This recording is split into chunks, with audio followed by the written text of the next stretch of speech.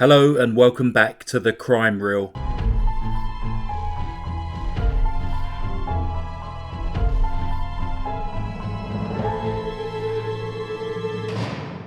For today's true crime narration, we shall be visiting Newcastle, which is in the northeast of England, and going back to the 1960s to look at the brutal, still unsolved murder of Lillian Armstrong. Catherine Lillian Armstrong, who went by her middle name of Lillian, was born on the 3rd of April 1893 in Pembroke in Wales. Her parents, Tom Armstrong and Sarah Ann Robson, went on to have a second daughter in 1894, but little is known of this child.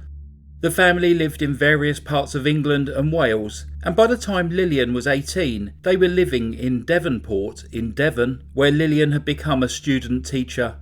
The family would later relocate to Newcastle in the northeast of England, where Lillian continued her teaching career, eventually becoming the headmistress at Denton Road Junior School. Lillian never married and lived with her parents at the family home on Goldspink Lane in Sandyford, a small district in central Newcastle upon Tyne. She remained living at the house after her parents had passed away. The house, which was once known as Doncaster House, was quite large, dark and gloomy, and the area was known to be quite deprived at the time. Many families were struggling to feed themselves, and there were many homeless people, particularly in the area near Lillian's home. As Lillian became older, her cousin and other family members would often suggest that she move to a smaller place nearer to them. However, Lillian, an old-fashioned, proud, independent woman, said that she had no concerns about living by herself and wanted to remain at the house that had been her home for over 35 years. In 1957, she retired from her role as headmistress at the age of 64. Throughout her life, she had always been a regular churchgoer and had sung in the choir at the Central Methodist Church on Northumberland Road in Newcastle for over 40 years, and this became an even more important part of her life after her retirement. As was more common at the time, Lillian had quite disciplined routines, attending choir meetings without fail, meeting her cousin Ada every Friday morning, always rising early and getting on with the day. She was described by her neighbours as a quiet, kindly woman who made time for everyone. In 1960s England, Halloween was definitely not celebrated or even acknowledged in the way it is today. Instead, it was far more common for children to ask for a penny for the guy. This tradition involved children making an effigy of the gunpowder plot conspirator Guy Fawkes, which they would parade through the streets and ask any passerby to spare a penny for the guy. This money would then be used to buy fireworks and burn the effigy on a bonfire.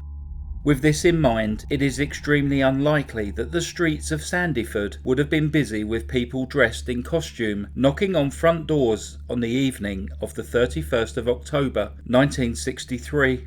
On that particular evening, 70-year-old Lillian was scheduled to attend her weekly choir meeting, which was due to start at 7:30 p.m, but Lillian never arrived.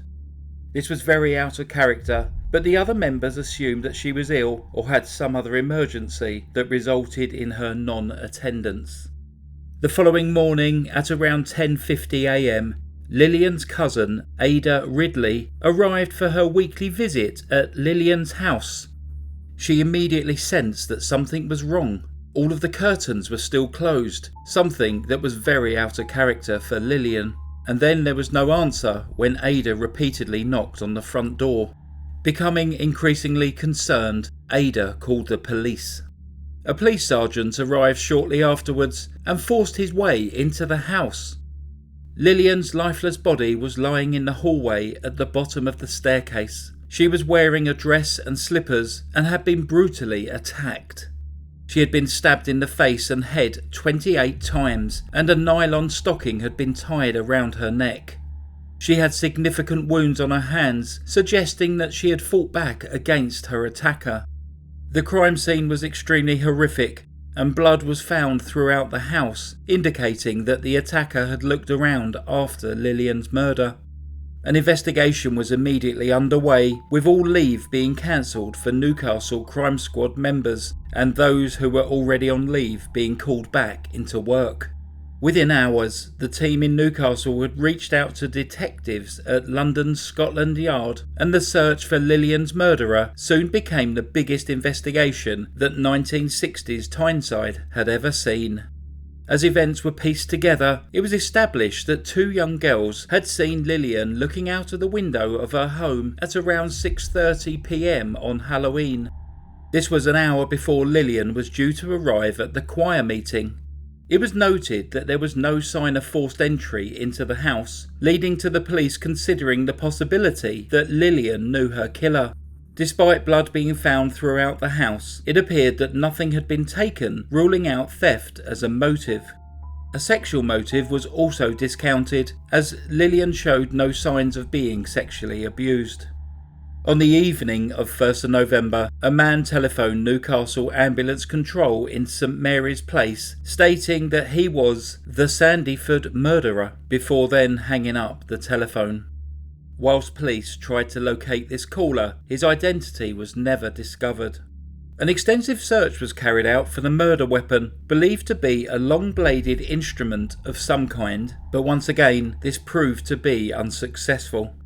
By the 3rd of November, the press were reporting that they thought the killer was hiding somewhere in the city, and that it was believed that the killer had entered through the front of the house and left via the back door. Two young men who had been seen climbing on a roof in the area shortly before the murder were investigated by the police, but ruled out of the inquiry. Despite all of the police hours spent on investigating the crime, they still had no clear motive or suspects. Lillian's cousin Ada had her own theory as to what had happened. She believed that Lillian may have been killed by teenagers who had gone into her house as a prank, then been disturbed by Lillian, with events then taking a murderous turn. This theory was considered by the police, together with investigations into those in the area who had a history of violence against older women. It was considered that Lillian's murder could have been the work of multiple offenders due to the brutality and multiple methods of attack. However, this was never proved or disproved. More officers were brought in to work on the case. A massive house-to-house inquiry was conducted, and over 16,000 local people were interviewed. The crime scene, which was extremely bloody and likely to have held a wealth of clues in today's world, did little to forward the investigation, as all this gave to the investigators was the blood groups of those present. The police utilised the press in an appeal for witnesses or any relevant information. Leads were followed, but all eventually went cold. Despite all of their efforts, the police were still no closer to finding Lillian's killer. Had the evidence in the case been preserved, it may have been possible to identify Lillian's killer in the years that followed due to advances in forensics, but sadly this was not the case. Now, almost 60 years later, her killer, or killers, would most likely be in their late 70s or even older, possibly even dead themselves. Whether Lillian's murder was their only crime as part of a situation that got out of hand, or part of a life filled with brutality, we will never know. Only a deathbed confession, which would seem incredibly unlikely, would bring any sort of closure and allow the case of the Newcastle Halloween murder to be solved. For years after Lillian's murder, her house remained empty before various tenants began to come and go. In 1973, Mrs. Joan Black, the latest tenant at the house, said that the previous family had left the house very abruptly as they believed that it was haunted.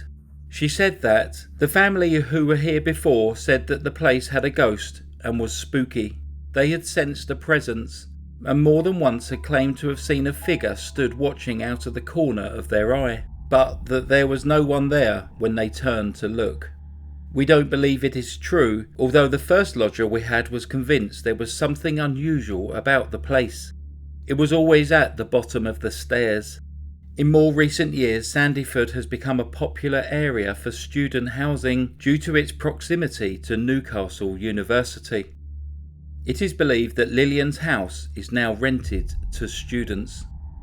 That concludes today's story. Please add any comments down below. Have a great Halloween for those of you that celebrate the occasion. Thanks very much for listening to the Crime Reel. Stay safe. Goodbye. Psst. Halloween spending in the UK for 2001 was £12 million. This year it is expected to be 687 million. Happy Halloween. Goodbye.